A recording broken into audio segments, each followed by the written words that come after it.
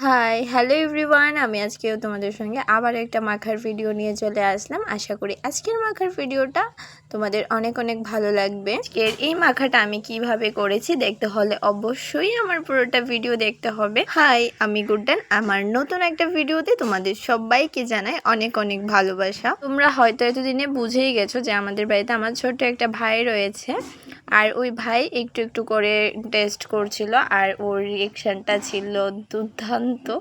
আচ্ছা, যাই হোক, এখানে আমি প্রথমে সবগুলি অমলকিকে ভালোভাবে ধুয়ে একটা পোতার সাহায্যে সবথেকে একটু থেতু করে নিলাম। আর এইখানে আমার বোন আমাকে একটু হেল্প করে দিচ্ছিল, লঙ্কাগুলিকে সবগুলিকে ভালো করে পুড়ে দিচ্ছিল। তারপর আমি সুন্দর করে হাত দিয়ে ডলে ডলে ডলে ডলে এটাকে একটু ভালো করে মিশিয়ে নিচ্ছিলাম। আমলকি যেহেতু একটু কোষ্টি টাইপের হয়, সেই জন্য আমি দিয়ে দিয়েছিলাম একটু চিনি। আর আমার ভর্তাতে এরকম একটা চিনি ভালো লাগে না, তারপরও আমি একটু চিনি আর লবণ দিয়ে দিয়েছিলাম।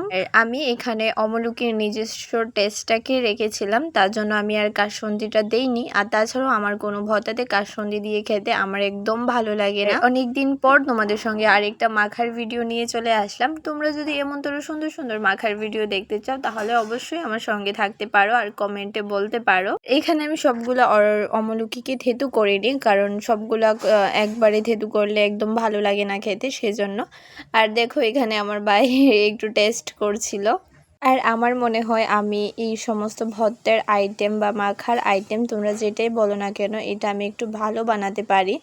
আর সবাই আমার হাতের মাখা খেতে অনেকটা পছন্দ করে, আর আমিও এখানে একটু খেয়ে নিয়েছিলাম।